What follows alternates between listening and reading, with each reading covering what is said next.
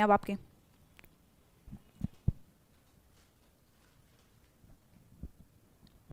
भाई 191 का सी देखूं कि तृतीय कक्षा के विद्यार्थी अभ्यास पुस्तिका के अवलोकन क्रम में भाषा शिक्षकेण केचित् त्रुटयः चिन्हिता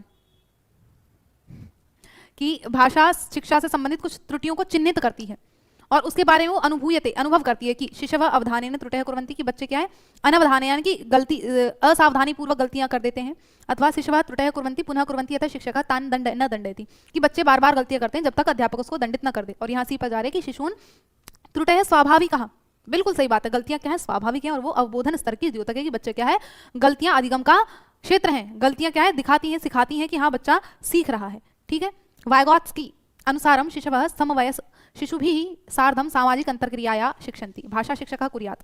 बताओ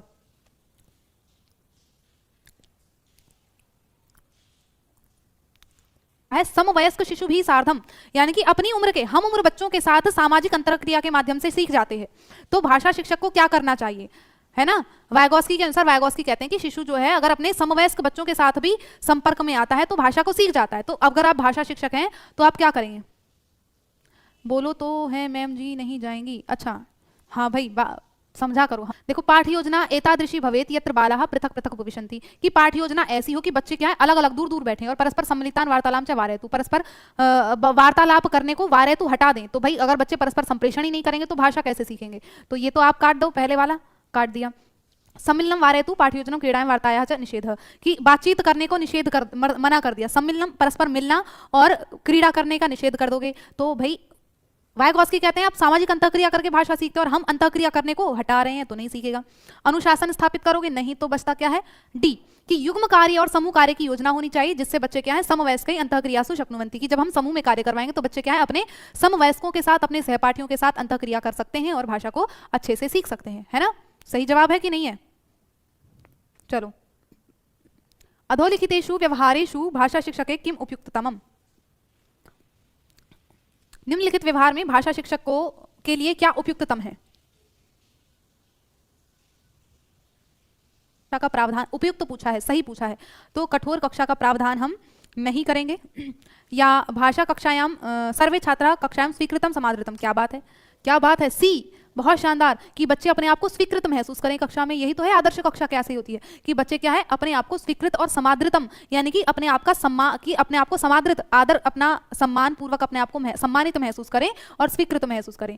डी की भाषा कक्षा में वंचित पृष्ठभूमि आगत ही छात्र ही अधिक परिश्रम करनी है तो अधिक परिश्रम है ही नहीं, सभी एलिमिनेट हो गए। जब सही उत्तर हमको मिल ही जाता है तो आ जाते हैं कि एकः शिक्षकः अवलोकयति यत् तत् कक्षायाम एकः शिशु पठने भाषा अवबोधने च काठिन्यम् अनुभवति एतत् लक्षणं भूयात्। बताओ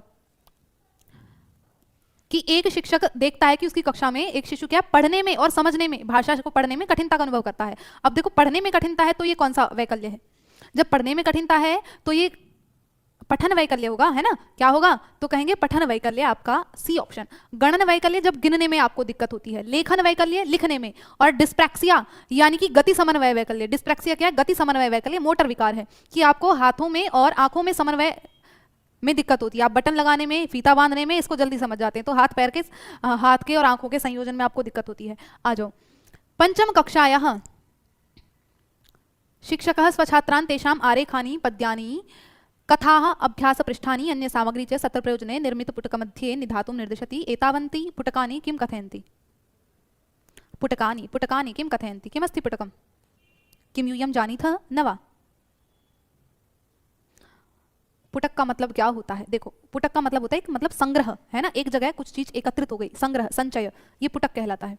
तो देखो पंचम कक्षा की शिक्षिका अपने छात्रों को तेषाम उनको आरेखन पद्य देती है, कुछ कथा और अभ्यास पृष्ठ और अन्य सामग्री च सत्र प्रयोजने निर्मित पुटक मध्य, एक पुटक यानी कि एक संचय करने के लिए निधातुम निर्देश करती है ना। तो एतानी पुटकानी कि उनकी जो भी क्रियाएं बच्चे कर रहे हैं, है ना, कि जो भी उन्होंने सफलताएं प्राप्त की हैं, कि उन्होंने आरेखन किया, पद्य निर्माण किया, कुछ भी अभ्यास किया, है ना। तो आपकी शैक्षिक और सहशैक्षिक गतिविधियों को एक जगह संकलित करना, है ना, एक जगह संकलित करना आपका क्या कहलाता है, तो कहेंगे वो पोर्टफोलियो कहलाता है, वो संचय नहीं है। ठीक है, वो अपने सेल्फ रिपोर्टिंग नहीं कर रहे हैं, वो कोई एनेक्डोटल रिकॉर्ड यानी कि उपाख्यानात्मक अभिलेख नहीं है, क्या है संचयनी आकलन यानी कि पोर्टफोलियो, जहां आप अपनी गतिविधियों या अपने गतिविधियों का जो उच्च गतिविधियां जो आपकी सर्वोत्तम कार्य हैं, श्रेष्ठ गतिविधियों का जो संचय है वो संचयनी आकलन यानी कि पोर्टफोलियो में आ जाता है। ठीक है, चलो नेक्स्ट, कि या पद्धति ही भाषा संयोजने शारीरिक क्रियासु आधारिता। बताओ, या पद्धति, बिल्कुल बिल्कुल दिव्या,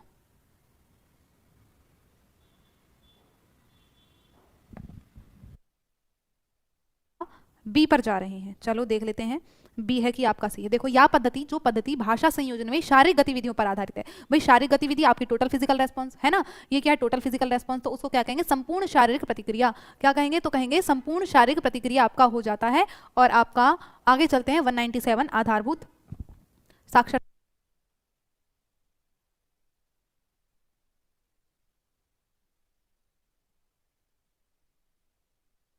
जनसंख्या घट रही है इतनी जनसंख्या घटाओगे, इसको आ जाओ। देखो ये प्रश्न क्या कह रहा है आपका, इसको समझिएगा कि आधारभूत साक्षरता और आंकिक योग्यता के लिए पूर्व आवश्यकता काय की आवश्यकता पड़ेगी। अगर आपको बच्चे के अंदर क्या है, साक्षरता, आधारभूत साक्षरता का विकास करना है और आधारभूत आंकिक योग्यता का विकास करना है, तो मुख्य किस चीज, कौन सा आधारभूत योग्यता आपके पास होनी चाहिए। श्रवण संभाषण योग्यता हो, पठन लेखन की आधारभूत अंक कार्य की योग्यता हो, लेखन पठन पर्यावरणीय ज्ञान हो, या पठन लेखन और अंक क्रीड़ा। तो आप जानते हैं सबसे पहली बात की पढ़ना और लिखना आपको आना चाहिए। जब आधारभूत साक्षरता और अंकिक लेखन की बात कर दी, तो जब साक्षरता कैसे आएगी, जब आप पढ़ोगे, है ना, और अंकिक योग्यता कैसे आएगी, जब आपको आधारभूत अंकों का ज्ञान होगा, गिनतियों की कम से कम जानकारी होगी, तभी तो ये योग्यता विकसित होगी। तो आपका यहाँ क्या होगा, पठनम और लेखनम आधारभूत अंक कार्यम से, तो आधारभूत अंकों की संक्रियाएं यानी कि गिनतियां आपको आनी चाहिए। तो पढ़ना, लिखना और आधारभूत अंकिक क्रियाएं यानी कि बी ऑप्शन आपका सही जवाब हो जाता है। ठीक है, चलो, अरे वाह, 2 और बचे हैं। अधोलिखितेषु व्याकरण अनुवाद प्रविधि किम न करोति, निम्नलिखित में से व्याकरण अनुवाद प्रविधि क्या नहीं करती है। उत्तर बता दिया भाई मैंने, मतलब हिंदी अर्थ बता दिया, भटक जाती हूं मैं भी।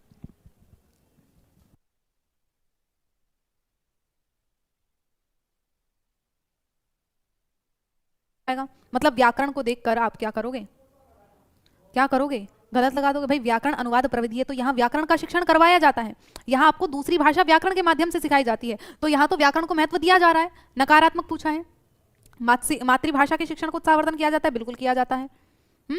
छात्राणाम संवाद कौशलम वर्धनम, बच्चों के संवाद कौशल को बढ़ाया जाता है। या छात्राणाम धारा प्रवाहेन भाषा प्रयोग सामर्थ्यकरणम। देखो भाषा शिक्षण में आपको मैंने स्टार्टिंग में आई थी कौन सी विधि जिसमें मातृभाषा का प्रयोग किया जाता है, तो वो आपकी व्याकरण अनुवाद विधि है, भंडारकर विधि। तो यहाँ आपकी मातृभाषा के प्रयोग को उत्साहित किया जाता है, प्रोत्साहित किया जाता है। ये व्याकरण पर महत्व देती है, ये संवाद कौशल को बढ़ाने के लिए इसका प्रयोग नहीं किया जाता। ये बोलने पर, संवाद का मतलब है मौखिक संप्रेषण, तो कहेंगे ये मौखिक संप्रेषण पर जोर नहीं देती। संवाद का मतलब क्या है, मौखिक संप्रेषण। ठीक है, तो कभी भी आए ये मौखिक संप्रेषण पर जोर देती है तो नहीं, ये आपके लेखन कौशल पर जोर देती है। यहाँ अनुवाद यानी कि वाक्य निर्माण करना, अनुवाद के माध्यम से आपको सिखाया जाता है। ठीक है, तो कहेंगे ये मौखिक संप्रेषण पर नहीं, ये लेखन कौशल पर बल देती है। ठीक है, छात्राणाम धारा प्रवाहणे भाषा प्रयोग सामर्थ्यकरणम की व्याकरण अनुवाद विधि क्या है, बच्चों को धारा प्रवाह रूप से भाषा के प्रयोग करने में समर्थ कर देती है। व्याकरण अनुवाद विधि में क्या, अनुवाद के माध्यम से आपको भाषा सिखाई जा रही है और धीरे धीरे क्या, ये आपको एक सामर्थ्य प्रदान करती है धारा प्रवाह रूप में भाषा बोलने के लिए, भाषा प्रयोग करने के लिए। तो सारे सही हैं, लेकिन जो गलत है वो है बी, कि ये मौखिक संप्रेषण को बढ़ावा नहीं देती, ये लेखन कौशल के माध्यम से भाषा सीखने पर बल देती है। मौखिक संप्रेषण पर कौन है, तो कहेंगे संवाद कौशल, प्रत्यक्ष विधि। मौखिक संप्रेषण में कौन आता है, तो कहेंगे मौखिक संप्रेषण या संवाद कौशल को प्रमुखता देती है आपका प्रत्यक्ष विधि, जो डायरेक्ट मेथड है वो आपका मौखिक संप्रेषण को मुख्य मानता है। ठीक है, चलेगा। 199 कि किम प्राक पठन गतिविधि सहाय्यम भवति, बताओ किम प्राक पठन गतिविधि सहाय्यम भवति।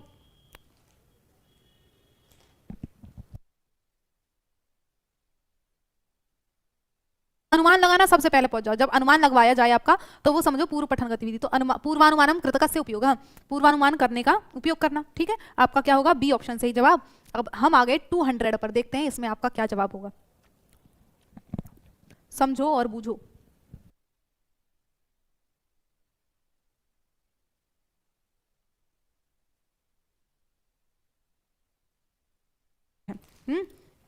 और क्या है, सी भी दिया है राजकुमार ने, रागनी शिवी बी। चलो देख लेते हैं किसका तुक्का बढ़िया जाता है।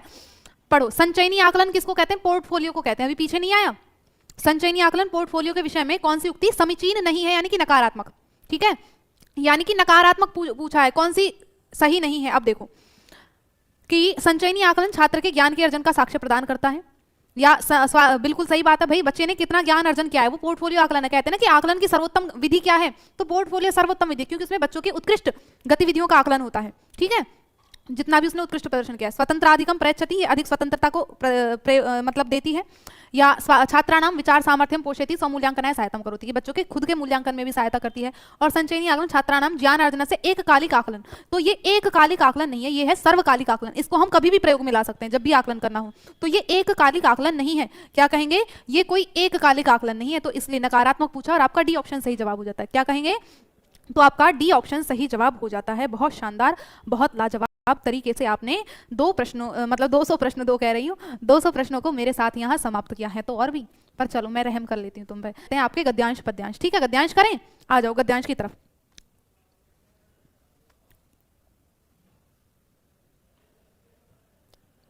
आ जाओ।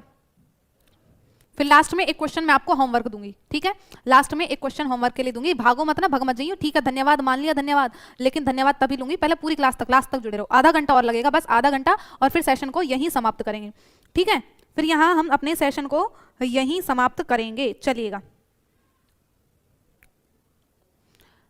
अब इसका अर्थ कराऊं कि डायरेक्ट? देखो मैं चाह रही हूं इसका अर्थ करा के मैं आपको पढ़ाऊं, डायरेक्ट तो मैं आपको बता देती, है ना, लेकिन मैं ये चाह रही हूँ, कक्षा में ऐसा होता है कई बार कि आपके गद्य रिपीट हो जाए, ना जाने इनमें से कोई सा गद्य आ जाए, तो अगर मैं यहाँ पर आपको कम से कम अर्थ करा दूँ तो वहाँ आप क्या है, अर्थ का निर्माण कर लेंगे। और बिना अर्थ के कैसे करते हैं वो मैं आपको वीडियो में बता चुकी हूँ, बिना अर्थ के कैसे करना है। आप सर्च करना, जो भी नए बच्चे जुड़े हैं, कि बिना अर्थ निकाले कैसे करना होता है गद्यांश, ठीक है। तो पहले मैं इसको बिना अर्थ निकाले आपको पढ़ाती हूँ, फिर मैं अर्थ भी कराऊंगी, जिससे आपको क्या है, अगर इस तरह का कोई गद्यांश आपके सामने फंस जाता है तो आपके दिमाग में कम से कम उससे संबंधित अर्थ तो आपके दिमाग में होगा।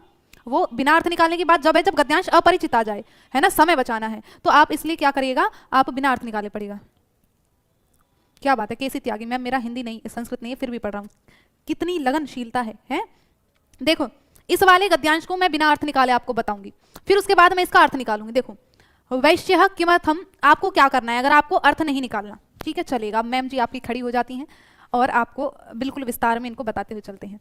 देखो किमर्थम दूरदेशम गच्छतुम इच्छति, जो वैश्य है, आप प्रश्न पढ़ोगे, ऑप्शन देखोगे, फिर आपको प्रश्न में कोई एक टैग वर्ड ऐसा ढूंढना है जो आपको गद्यांश में मिलेगा कि वैश्य किस लिए दूरदेशम गंतुम इच्छति, दूर देश जाने की इच्छा कर रहा था। पर्यटनार्थम घूमने के लिए, वाणिज्यार्थम व्यापार के लिए, तीर्थ के लिए, आवासार्थम रहने के लिए। तो आप ढूंढेगा वैश्य दूरदेशम गंतुम इच्छति, गंतुम इच्छति आपको इसमें गद्यांश में देखना है, ठीक है। ये गद्यांश में देखेगा दूरदेशम गंतुम इच्छति, देखो ये रहा ना, दूरदेशम गंतुम इच्छति, उत्तर मिल गया। सह वाणिज्यार्थम, जो एक कश्चित वैश्य आसित, कोई वैश्य था, वह वाणिज्यार्थम यानी कि व्यापार के लिए दूरदेशम गंतुम इच्छति, दूर देश जाना चाहता था। गद्यांश पढ़ा नहीं कि उत्तर मिल गया, है ना, गद्यांश पढ़ा नहीं कि उत्तर मिल गया, तो आपका बी ऑप्शन की वाणिज्य के लिए, व्यापार के लिए वो दूर देश जाना चाहता था। अब देखो वैश्य है स्ववस्तुनि कस्य ऊपरी आरोपितवान, वैश्य ने अपनी वस्तुएं कस्य ऊपरी आरोपितवान, किसके ऊपर आरोपित कर दी, रख दी, अश्व के ऊपर, गर्दभ यानी कि गधे के ऊपर, उष्ट्र यानी कि ऊंट के ऊपर, और गज यानी कि हाथी के ऊपर उसने अपनी वस्तु दिया। तो हमें ढूंढना है वस्तुनि आरोपितवान, 2 शब्द ढूंढने, वस्तुनि आरोपितवान। अब ये सीख जाएंगे वहां आपका उत्तर मिल जाएगा। तो देखो आरोपितवान, ये रहा आरोपितवान, दिख गया। तो गया स्वकीय वस्तुनी, अपनी वस्तुएं उसने उष्ट्र से ऊपरी यानी कि ऊंट के ऊपर रख दी। कहां रख दी, ऊंट के ऊपर रख दी। अब आपको उत्तर मिल जाता है आपका क्या, सी ऑप्शन सही जवाब, है ना, यानी कि आपका सी ऑप्शन सही जवाब हो जाता है, ठीक है। चलिएगा, नहीं गद्यांश स्किप नहीं किया है, वो आपके जो प्रश्न थे ना पेडागोजी के 15 प्रश्न और थे, तो मैंने कहा चल कोई दिक्कत नहीं है, एक्स्ट्रा मैं लेके आई थी।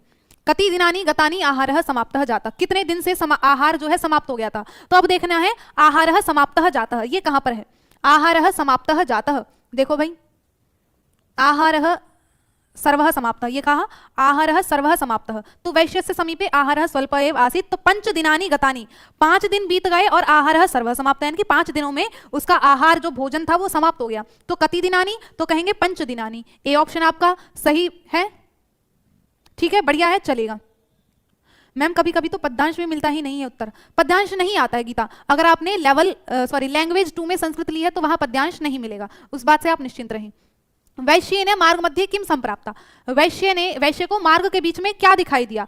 अब हमें गद्यांश में शब्द को ढूंढो, केवल एक शब्द को ढूंढोगे, उसके आसपास आपको उत्तर मिलेगा। ऑप्शन देख लो, वन भूमि, सागर, मरुभूमि या गिरी। तो मार्ग मध्य संप्राप्ता, हमें देखना है मार्ग मध्य संप्राप्ता कहां पर है, मार्ग मध्य संप्राप्ता, आ जाते हैं, मार्ग मध्य है कहीं, मार्ग मध्य संप्राप्ता,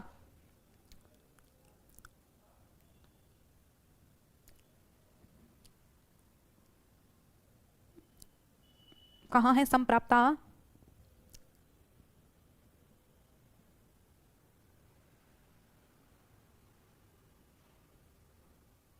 नहीं है, देखूं आगे, एक मिनट पीछे फिर से देखते हैं, शायद पीछे है। मार्ग मध्य आपको कहीं दिख रहा है मैम? ऊपर है मरुभूमि। अच्छा ऊपर है मरुभूमि, कहाँ पर है? एक मिनट देखूं, मरुभूमि कहाँ है? मरुभूमि मुझे क्यों नहीं दिख रहा? ऐसा कैसे हो रहा है? अरे भैया जी गद्दांश का बोल रही थी, टाइप हो गया अभी। अच्छा जी, पहले पैरा के तीसरी लाइन में, पहले पैरा की तीसरी लाइन में। अच्छा हाँ बिल्कुल ठीक है। मार्ग मध्य मरुभूमि, देखना कहाँ कहाँ घूम गए। मरुभूमि संप्राप्ता, संप्राप्ता मिल गया तो मार्ग मध्य, मार्ग के बीच में क्या मिला तो कहेंगे मरुभूमि। क्या मिली? मरुभूमि मिली, तो उत्तर आपका यही मिल गया है। चलिएगा, यहाँ मैं फेल हो गई और आप यहाँ पास हो गए, क्या बात है। ट्रिक हमने बताई और उत्तर आप पास कर गए, बहुत शानदार। चलो आगे आ जाते हैं। प्रयच्छतु इति पदे कस्य लकार से प्रयोग। प्रयच्छतु इस पद में किस लकार का प्रयोग है? अब आ गया आपका व्याकरण का प्रश्न। देखो गद्यांश कितना बड़ा था, लेकिन उत्तर आपको पहले ही पैसेज में मिल गया, बाकी बचे दो में हमें जाने की जरूरत नहीं पड़ी, है ना। अब आपका व्याकरण का आगे बताओ। प्रयच्छतु इस पद में कौन सा लकार है? तो आपने लकार की अगर मेरी मैराथन देखी हो, मतलब कंटेंट की मैराथन, उसमें मैंने आपको शब्द रूप धातु रूप बहुत अच्छे से ट्रिक के माध्यम से वो बताए हैं। तो आप जानते हैं जैसे पठतु, पठताम, पठंतु लोट लकार है। कौन सा है? लोट लकार होता है, ये आज्ञार्थक होता है। तो प्रयच्छतु भी कैसा है? लोट लकार है, यानी कि बी ऑप्शन। पठतु, पठताम, पठंतु, पठ, पठतम, पठता, पठानी, पठाव, पठाम। प्रयच्छतु, प्रयच्छताम, प्रयच्छन्तु, प्रयच्छ, प्रयच्छतम, प्रयच्छता, प्रयच्छानी, प्रयच्छाव, प्रयच्छाम। चलेगा। हिंदी में पद्यांश में समझ नहीं आता, कराऊंगी पद्यांश भी, ठीक है। चलो, भूमौ इति पदे का विभक्ति। क्या है भूमौ? इस पद में कौन सी विभक्ति है पूछा है।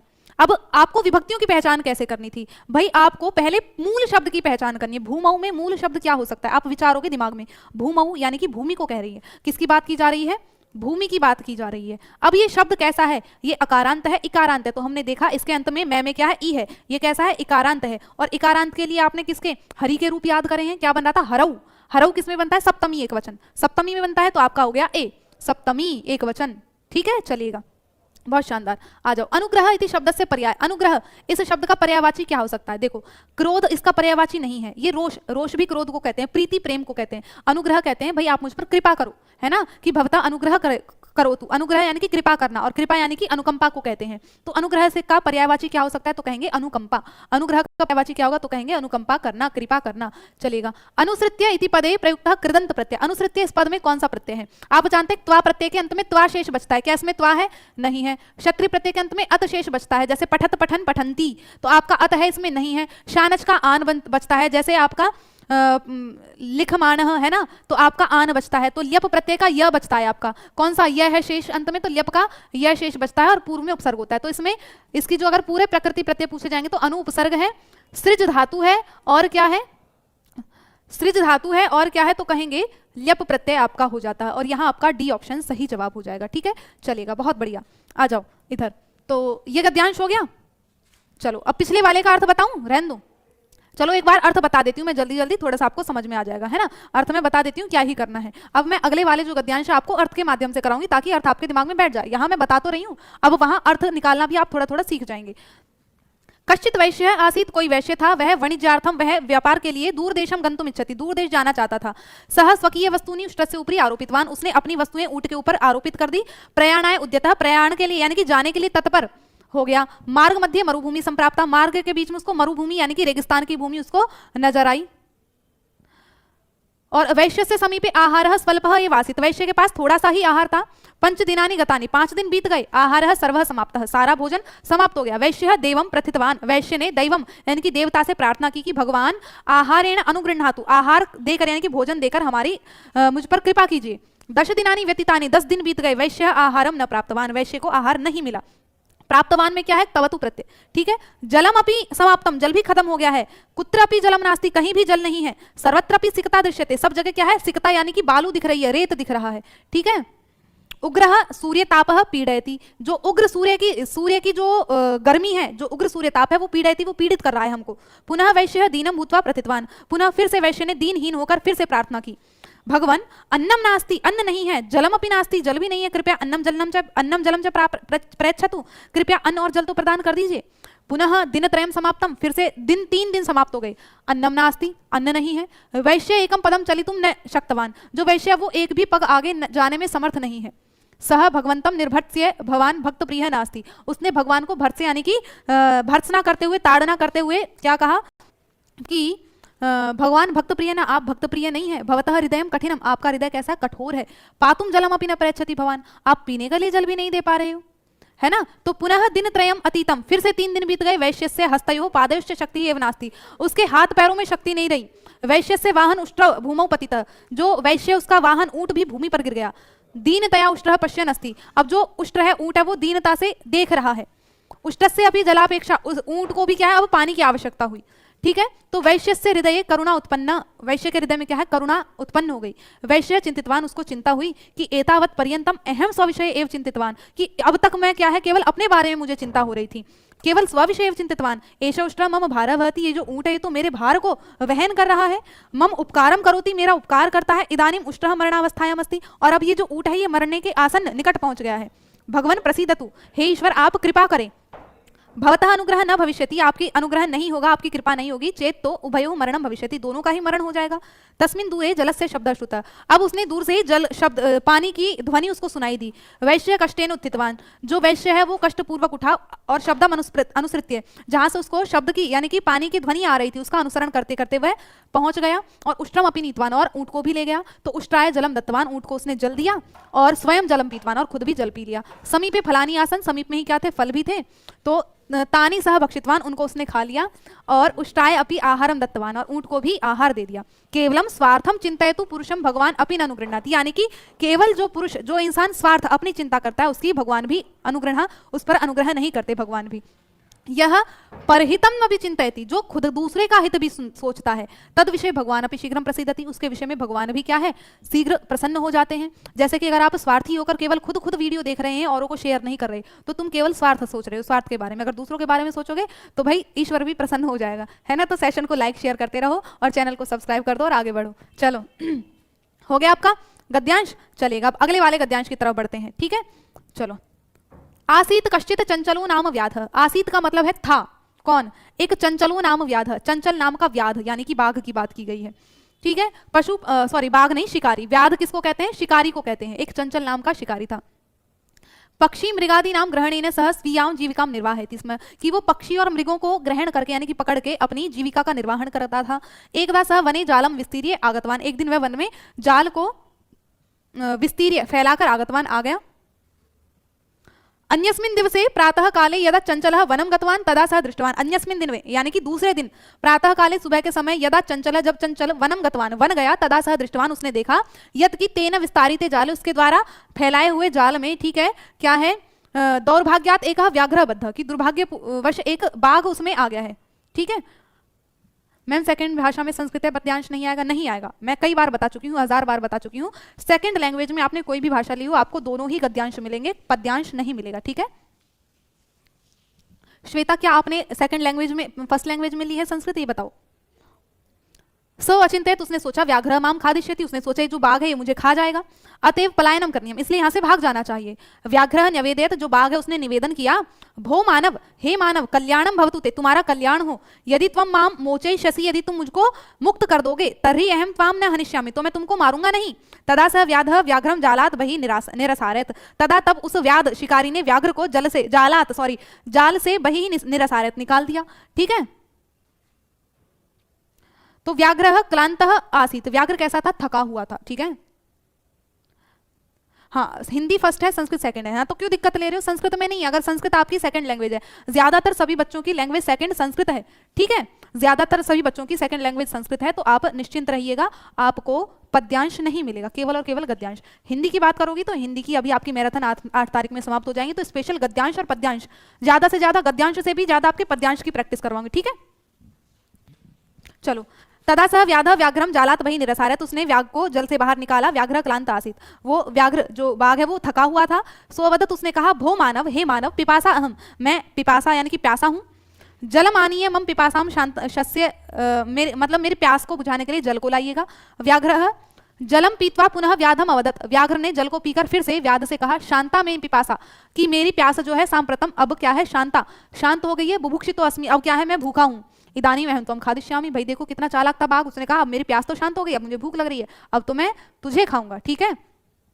चंचल उक्तवान, चंचल ने कहा धर्मेंद्र कुशवाहा मैम मेरा भी है मैम जी। क्या है तुम्हारा मतलब?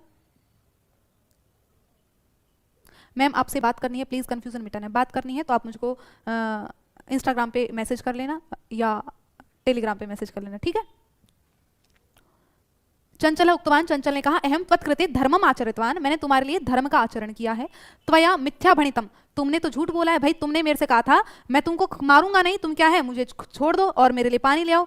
मैंने तो तुम्हारे साथ धर्म का पालन किया, लेकिन तुम तो क्या है अधर्म का आचरण कर रहे हो। त्वम माम खादितुम इच्छा से, तुम मुझको खाना चाहते हो। व्याघ्र कहता है अरे मूर्ख, धर्मे धमनम पापे पुण्यम भवति, धर्म में धमन और पाप में पुण्य, पापे पुण्यम भवति। अच्छा, धर्म में धमनम पापे पुण्यम भवति एव पृच्छ। अच्छा ऐसा मतलब पाप पाप पाप करना पुण्य ही होता है एक तरह से, है ना, दूसरे को मारना हमारा धर्म है। तो पृच्छकमपि, किसी से पूछ लो। चंचल, चंचल जो है नदी जलम अपृच्छत, चंचल ने नदी जल से कहा, नदी जल ने कहा एवमेव भवति, ऐसा ही होता है। जनाः मयि स्नानम कुर्वन्ति, लोग जो है मेरे अंदर स्नान करते हैं। वस्त्राणि प्रक्षालयन्ति, वस्त्र धोते हैं। तथा च मलमूत्रादिकम विसृज्य निवर्तन्ते, और फिर क्या है मलमूत्रादि करके चले जाते हैं। अतः धर्मे धमनम पापे पुण्यम भवति, ठीक है चलेगा। मैम आप रिप्लाई नहीं करती भाई, देखो एक बार 2-3 बार मैसेज कर दिया करो आप, ऐसा तो है नहीं कि ये यारी दोस्ती वाली बात थोड़ी है भाई, मैंने मैसेज कर दिया अब उसकी जिम्मेदारी है खुद करेगी, है ना। जानकारी आपको चाहिए तो आप बार बार पीछे पढ़ो, 2-3 बार मैसेज करो तो मैं आपको रिप्लाई आएगा, जरूर आएगा। जब बार बार मैसेज आता है तो पूरा रिमाइंडर हो जाता आता रहता है। अब ऐसा तो है नहीं कि हम 24 घंटा इंस्टाग्राम पे बैठे हैं या 24 घंटा टेलीग्राम पे बैठे हैं, जब कभी दिख जाएगा भाई यहाँ से इतने सारे मैसेज आ रहे हैं देखने बैठ के तो कर देते हैं, ठीक है। तो एक मैसेज करके छुट्टी कर दी तो भाई ये मत सोचना कि तुम एक मैसेज कर दे तुमको रिप्लाई तुरंत मिल जाएगा, 1-2 बार करोगे तो ध्यान जाता है तब, है ना। अब यूं थोड़ी कि तुम कतई रू से मट के बैठे हो, भाई हमने तो मैसेज करा हेलो कर दी मैडम, सब मैडम अपने आप करेगी जवाब। भाई जानकारी तुम्हें लेनी है ना, मुझे जानकारी नहीं चाहिए, जानकारी तुम्हें लेनी है तो तुम करोगे ना बार बार मैसेज, तो एक बार रिमाइंड करवाना आपकी जिम्मेदारी बन जाती है, ठीक है चलेगा, ठीक है। पुनः कुठारहि प्रहृत्य अस्मभ्यम सर्वदा कष्टम ददति, और फिर क्या है कुल्हाड़ी से मारकर हमको क्या करते हैं चले जाते हैं, कष्ट देते हैं। धर्मे धमनम पापे पुण्यम भवति, धर्म में धमन और पाप में पुण्य होता है ना। समीपे एका लोमशिका बद्री गुलमानाम पृष्ठे नीलीना एताम वार्ताम शृणोति, की समीप में एक लोमशिका यानी कि लोमड़ी, वो गुलमानाम पृष्ठे गुल्मों के पीछे एक नीलीना छुपी हुई एताम वार्ताम शृणोति, कि यानी कि गुल्म कहते हैं झाड़ियों के पीछे छिपी हुई इसकी वार्ता को सुन रही थी। और उसने कहा सा सहसा चंचलम उपसृत्य कथ्यति, वह अचानक से चंचल के समीप गई और कहा का वार्ता माम अपि विज्ञाप्य, क्या बात है मुझे भी बताई। सवदत अहम मातृस्वसः, मैं क्या हूँ, मैं मातृस्वसः, मैं इसकी मातृस्वसः सास हूँ। अवसरे त्वाम समागतवती, अच्छा मैं इसकी भी सास हूँ, भाई लोमड़ी तो है ही चालाक होती है, उसने कहा मैं मातृस्वसः, मैं इसकी सास हूँ। अवसरे त्वम समागतवती, तुम अवसर पे आए हो। गया अस्य व्याघ्र से प्राणः रक्षिता, कि इस क्या है व्याघ्र के प्राण तुम्हें रक्षा करनी है। तो परम एषा ममेव खादितुम इच्छति, लेकिन ये तो मुझे ही खाना चाहता है। तदनंतरम सह लोमशिकायै निखिलाम कथाम न्यवेदयत्, और उसके बाद उसने लोमड़ी को सारी कथा सुना दी। चलिएगा, अरे भाई साहब चल आगे चलते हैं, तुम प्रश्न का उत्तर दो, बहुत ज्यादा लंबी कथा हो जाती है। व्याघ्र कथाम स्वजीविकाम अचालयत्, व्याघ्र जो है कथम वो किस प्रकार से अपनी जीविका का पालन पोषण कर रहा था, अपनी जीविका कैसे चलाता था। तो आ जाओ, स्वजीविकाम पहले ही वहां पर है, कैसे चलाता था, तो कहा पशु मृगादि नाम ग्रहणेन स्वजीविकाम निर्वाहति, कि पशु मृगादि को पकड़ के अपनी जीविका चलाता था। तो पशु मृगादि नाम ग्रहणेन अपनी जीविका का वो पालन करता था, अपनी जीविका चलाता था, ठीक है चलिएगा बहुत शानदार। नेक्स्ट, चंचल स्वजाले कम बद्धम दृष्टवान, चंचल ने अपने जाल में किसको बंधा हुआ देखा, बताओ। मृगम मृग को, व्याघ्रम व्याघ्र को, गजम गज को। तो चंचल कौन है आपका शिकारी, उसने व्याघ्रम व्याघ्र को ही देखा था। गद्यांश के अकॉर्डिंग अगर हम जाएंगे तो यहाँ क्या रहेगा, बी ऑप्शन सही जवाब। व्याघ्र व्याधम किम न्यवेदयत्, व्याघ्र ने व्याध को किम न्यवेदयत्, क्या निवेदित किया। तो व्याघ्र ने व्याधम आत्मनः मोचयितुम, अपने आप को, अच्छा व्याघ्र कहा बाघ को, बाघ ने उससे क्या कहा, तो देखो न्यवेदयत्, आप देखो गद्यांश में जाओ, न्यवेदयत् व्याघ्र व्याधम न्यवेदयत्, ये रहा व्याघ्र ये रहा न्यवेदयत्, ये रहा व्याघ्र न्यवेदयत्। व्याघ्र ने कहा भो मानव कल्याणम भवतु ते, तुम्हारा कल्याण होगा यदि त्वम माम मोचयिष्यसि, यदि तुम मुझको छोड़ दोगे। यानी कि उसने किसकी निवेदन किया, अपने आप को छोड़ने का निवेदन किया। तो मोचयितुम आत्मानम मोचयितुम, अपने आप को छुड़ाने का उसने निवेदन किया था व्याघ्र ने, है ना। तो आपका क्या ऑप्शन सही जवाब रहेगा, तो कहेंगे ए ऑप्शन आपका सही जवाब हो जाता है, ठीक है चलिएगा। नेक्स्ट प्रश्न है आपका, क्या है कि यदा व्याघ्र से पिपासा शांता तदा सख्यम इच्छत, जब व्याघ्र की प्यास बुझ गई तो उसने क्या चाहा। व्याधम खादितुम, शिकारी को खाना, मृग को खाना, नदी के जल से स्नान करना या विश्राम करना। तो कहेंगे व्याघ्रम खादितुम, जब प्यास बुझ गई तो उसने व्याघ्र को सॉरी व्याधम यानी कि शिकारी को खाने की इच्छा जताई, ठीक है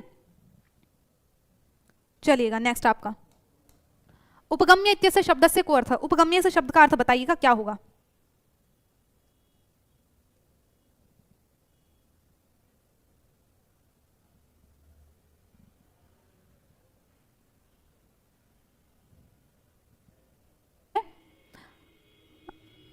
उपसर्ग समीप अर्थ को बताता है तो चले जाओ समीपम गत्वा। ल्यप प्रत्यय, अगर उपगम्य की बात पूछी जाए इसमें प्रकृति प्रत्यय क्या तो कहेंगे उप उपसर्ग है, गम धातु है ना, और ल्यप प्रत्यय है, उपगम्य ल्यप प्रत्यय। और ये किस अर्थ को देता है तो कहेंगे समीप अर्थ को, समीपम गत्वा। ठीक है, तो आपका बी ऑप्शन सही जवाब हो जाता है। अब इधर आ जाओ कि निम्नलिखितेषु वृक्षस्य पर्यायवाची कह शब्द, निम्नलिखित में से वृक्ष का पर्यायवाची शब्द कौन सा है। देखो लता क्या वृक्ष का पर्यायवाची है, कुवलय, यानी कि कुवलय छोटी छोटी जो नई नई कपोल आती है ना, पत्तियां, कपोल उनको कहते हैं। जलेरू ये भी लता को कहते हैं, लेकिन तरु किसका पर्यायवाची तो कहेंगे ये वृक्ष का पर्यायवाची है। ठीक है, चलिएगा नेक्स्ट प्रश्न है आपका कि मई शब्द रूप से निर्माणम कथम भवति। मई शब्द रूप का निर्माण कैसे होता है ये बताओ, मई शब्द रूप का निर्माण कैसे होता है। ये अगर मई की बात करें तो क्या कहेंगे, ये अस्मत् सर्वनाम का, किसका है, अस्मत् सर्वनाम का। तो युष्मद् भी नहीं है, इदम भी नहीं है, क्या बचता है ए और डी, है ना। तो मई में कौन सी विभक्ति है, अहम आवाम वयम, माम आवाम अस्मान, मया आवयो अस्माभि। मैम अभी कितने क्वेश्चन रह गए, अभी रह गए हैं, रुक जाओ, अभी 2 ही तो गद्यांश आपको, एक और करवा दूं। मई की बात करें तो कहेंगे मई आवयो अस्माकम, क्या बनेगा, मई, मैं पूरा बस लिख रही हूं, आप बताने कि किसका हो सकता है।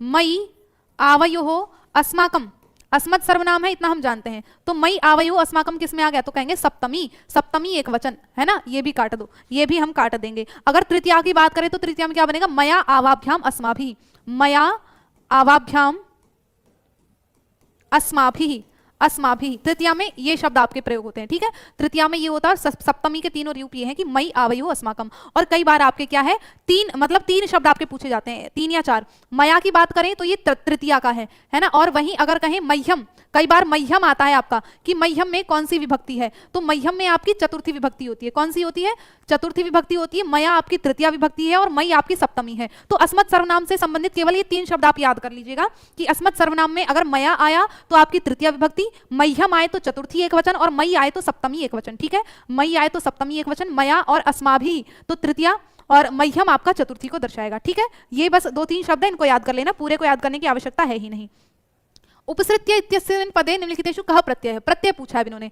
उपसृत्य य बचता है अंत में यत प्रत्यय के, नहीं भाई, हाँ भाई यत का भी यह बचता है, लेकिन यत क्या है, अचोयते, अजय क्या करता है, यत प्रत्यय के जैसे चेयः जेयः जेया जेयम, ये यत प्रत्यय है, जेयः जेया जेयम। लेकिन इसमें क्या है, इसमें उपसर्ग लगा हुआ है, और उपसर्ग किस में लगता है हम जानते हैं, ल्यप प्रत्यय में लगता है। उपसर्ग किस में लगता है, ल्यप प्रत्यय में लगता है। इसलिए सबको एलिमिनेट करते हुए हम केवल और केवल सी ऑप्शन पर जाएंगे। ठीक है, चलिएगा।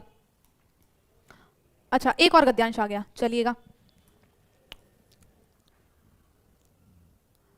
देखो, शीलस्य परीक्षणम केन क्रियते, शील का परीक्षण किसके द्वारा किया जाता है, शील। गद्यांश में है क्या इसमें,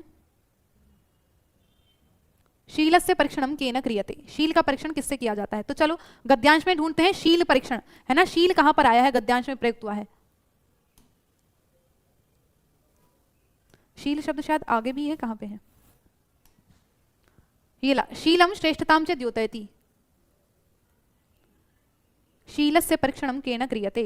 अच्छा, इसके ऑप्शन भी तो देखें, आदरणेन ध्यानेन हसनेन गायेन, हे राजन आदर वचांसी शीलम। देखो, हे राजन आदर वचांसी, आदर वचनों के द्वारा, है ना, शील और श्रेष्ठता का ज्ञान होता है, श्रेष्ठता को मतलब बताते हैं। तो अब बता दो यहाँ क्या ऑप्शन होना चाहिए, तो क्या कहेंगे, शीलस्य परीक्षणम केन क्रियते, तो कहेंगे आदर वचसा, आदर के वाक्यों के वचनों के द्वारा क्या है, शील का परीक्षण किया जाता है ना। तो क्या होगा, ए ऑप्शन। इन्होंने पूछा शील, शील कहते हैं अच्छा आचरण, है ना। तो अच्छे आचरण का, अच्छे वचनों का परीक्षण कैसे किया जाएगा, तो कहेंगे आदर के वचनों के द्वारा किसका मापन किया जाता है, तो कहेंगे आपके शील का मापन किया जाता है। ठीक है, चलिएगा। अब नेक्स्ट प्रश्न है आपका कि सैनिकः साधुम किम उक्तवान, सैनिकों ने साधुम किम उक्तवान, साधु से क्या कहा। अब पहुंच जाओ सैनिकः साधुम उक्तवान, सैनिक कहां पर है, सैनिकः साधुम उक्तवान, देख लेते हैं।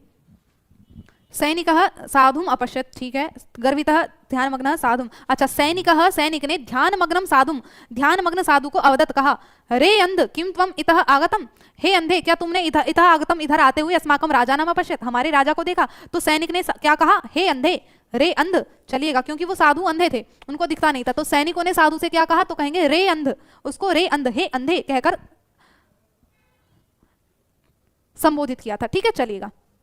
अधोलिखितेषु पदेषु अव्यय पदम किम, निम्नलिखित पदों में अव्यय पद क्या है, श्रुत्वा, यानी कि सुनकर। जब प्रत्यय लगा हुआ है, धातु क्रियाओं के साथ जब प्रत्यय का प्रयोग करते हैं, यानी कि जो क्रिया लगने पर जिनके अर्थ में परिवर्तन आ जाए, वो अव्यय नहीं कहलाते। अव्यय कैसे होते हैं, जिनके हम शब्दों का प्रयोग करके मतलब कि कुछ भी परिवर्तन ना है, जिस पर लिंग वचन विभक्ति का प्रयोग होता है और कोई परिवर्तन नहीं होता है। तो यहाँ क्या है, ननु, क्या है सी, भो ये कैसा है, ये आपका संबंध सूचक है, ठीक है। और ये आपका श्रुत्वा, नृप, ये सभी आपके अव्यय हैं, लेकिन कौन सा, सॉरी मतलब अव्यय शब्द नहीं है, संज्ञा शब्द है। तो आपका ननु इसका मतलब है अवश्य ही। अब ननु एक आपका अव्यय शब्द है, ये किसको देता है, ये अवश्य, यानी कि ये आपका अव्यय पद कहलाएगा, सी ऑप्शन, ठीक है। चलिएगा, नृपः किमर्थम अरण्य गतवान, राजा किस लिए जंगल में गया है। चलो, नृपः अरण्य गतवान, ये देखते हैं, नृपः अरण्ये मृगयार्थम गतवान, राजा जंगल में क्यों गया, तो कहेंगे मृगयार्थम, यानी कि शिकार के लिए गया था, है ना। तो उत्तर ऑप्शन देखो, किमर्थम गतवान, क्यों गया, तो कहेंगे मृगयार्थम, मृगयार्थम यानी कि शिकार के लिए गया, वहां मृगया है तो मृगयार्थम यानी कि शिकार के लिए वो गया था, और आपका क्या, डी ऑप्शन। आगे चलो, दिशायाम अस्मिन पदे का विभक्ति, इस पद में कौन सी विभक्ति है बताओ। पहले तो दिमाग में देखो ये शब्द कैसा है, विचार करो, दिशायाम यानी कि दिशा की बात की जा रही है, दिशा कैसा है, आकारांत है, बहुत शानदार, है ना। तो ये कैसा है, आकारांत है, तो दिशायाम, लतायाम, सप्तमी एक वचन है ना, सप्तमी है कि नहीं है, हाँ जी बिल्कुल सप्तमी है आपकी। जो आकारांत शब्द है उनके रूप लता के समान चलेंगे।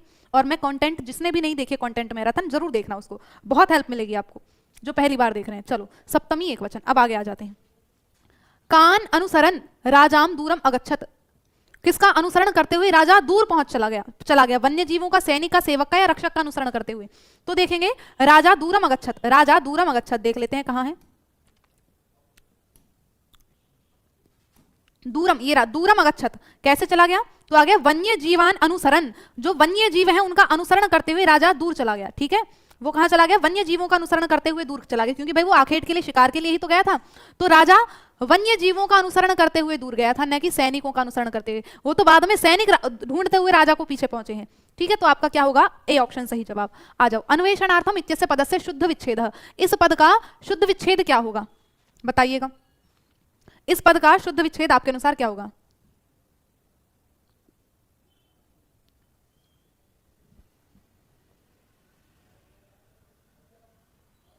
ए ऑप्शन कह रहे हैं भाई, देखो अन्वेषण, देखो अगर मैं और भी इसका विग्रह करूं तो होगा आपका अनु एषण और अर्थम, है ना, अनु एषण और अर्थम। बिल्कुल शुद्ध विग्रह की बात करें तो ये है। अब क्योंकि ये वाला विग्रह नहीं दिया तो हम क्या करेंगे, अन्वेषण और अर्थम, यानी कि सी, अन्वेषण और अर्थम, अन्वेषणार्थम, है ना। ए और ए दीर्घ हो गया, अन्वेषणार्थम दीर्घ हो गया आपका सी। और ऑप्शन में अगर ये भी दिया जाए साथ में और साथ में ये भी हो तो हम इसको लगाएंगे, ठीक है, तो हम इसको लगाएंगे, लेकिन ये मिला ही नहीं है। तो बिल्कुल शुद्ध अगर इसका होगा तो अनु, अन नहीं, अनु, अनु एषण अर्थम, ठीक है। चलिएगा, क्लांतः इत्यस्य पदस्य समानार्थकम पदम गद्यांशे किमस्ति, क्लांतः इस पद से संबंधित यानी कि इसके समानार्थक पद गद्यांश में कौन सा प्रयुक्त हुआ है। तो देखो अभी हमें गद्यांश को देखने की भी जरूरत नहीं है। कैसे नहीं है कि उपस्थितः का मतलब है सामने उपस्थित होना, संतुष्ट का मतलब संतुष्ट होना, दृष्टा मतलब देखा, तो क्लांत का मतलब है थका हुआ। अगर क्लांत की बात करें तो क्लांत का मतलब होता है थका हुआ, और थके हुए के संबंध में यहाँ पर एक ही शब्द अर्थ देता है, परिश्रांत, है ना। परिश्रांत शब्द ही थका हुआ अर्थ को देता है, अन्यथा ये तीनों थके हुए अर्थ को दे ही नहीं रहे हैं। तो हमें गद्यांश में जाने की भी आवश्यकता नहीं है। अगर इसका अर्थ पता है तो आप चारों में सही ऑप्शन पर आप पहुंच जाएंगे, ठीक है, थका हुआ। चलो, अंधोहम कथम द्रष्टुम समर्थ अस्मि इति कह कम कथयति, कि अंधोहम मैं अंधा हूं, कथम द्रष्टुम समर्थ मैं देखने में कैसे समर्थ हूं, तो इति कह कम कथितवान, ऐसा किसने किससे कहा। तो देखते हैं अंधोहम ये वाली बात कहां चल रही है, ठीक है। अंधोहम को देखेंगे ये वाली बात कहां चल रही है। देखो उसने जब सैनिक ने साधु से कहा कि हे अंधे क्या तुमने आते हुए राजा को देखा है, तो साधु वाच, साधु ने कहा अंधोहम मैं अंधा हूं, कथम द्रष्टुम समर्थ मैं देख कैसे सकता हूं। तो मतलब साधु ने किससे कहा, सैनिक से कही ये वाली बात की नहीं कही। हाँ जी बिल्कुल, ये वाली बात किससे कही है, साधु से कही है। चलो भाई, तो साधु नृपः सैनिकम, राजा ने सैनिक से कहा नहीं, तो कहेंगे साधु, साधु ने सैनिकम, सैनिक से ये वाली बात कही, और आपका यहाँ क्या होगा, बी ऑप्शन सही हो जाता है, ठीक है। चलेगा, बहुत शानदार। अब आ जाते हैं आगे, क्या है, पद्यांश आपके सामने आ जाता है, ठीक है, पद्यांश करेंगे।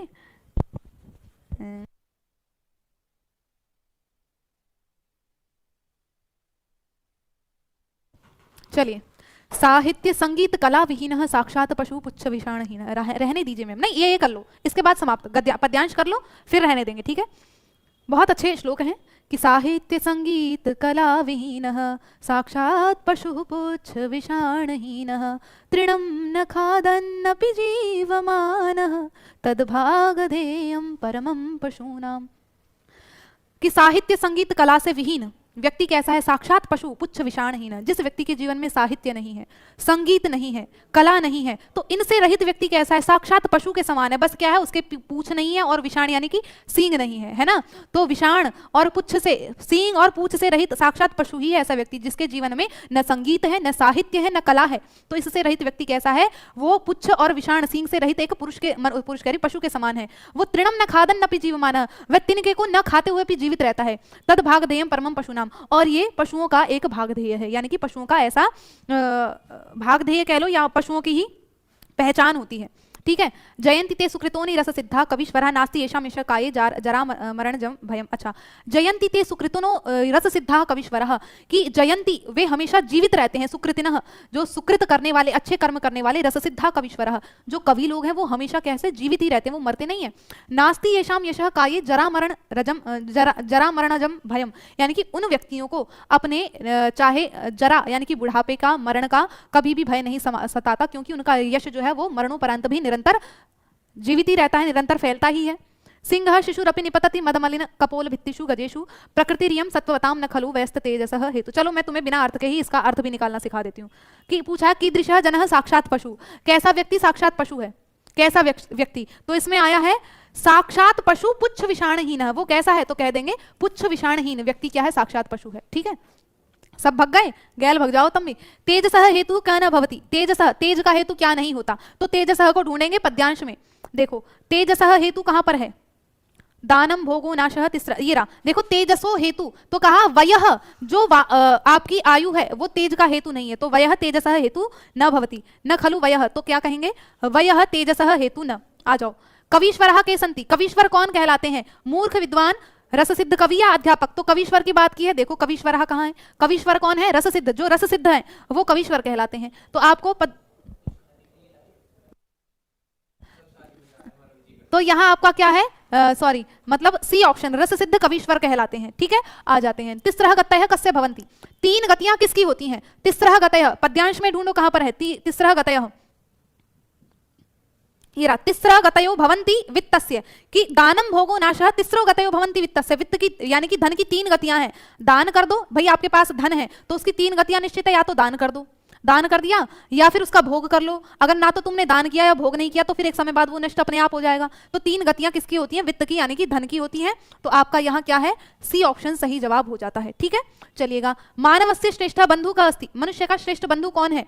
हास्य चिंता उद्यम विस्मय। तो देखो श्रेष्ठ बंधु कहां पर है पद्यांश में? श्रेष्ठ बंधु कहां है? श्रेष्ठ बंधु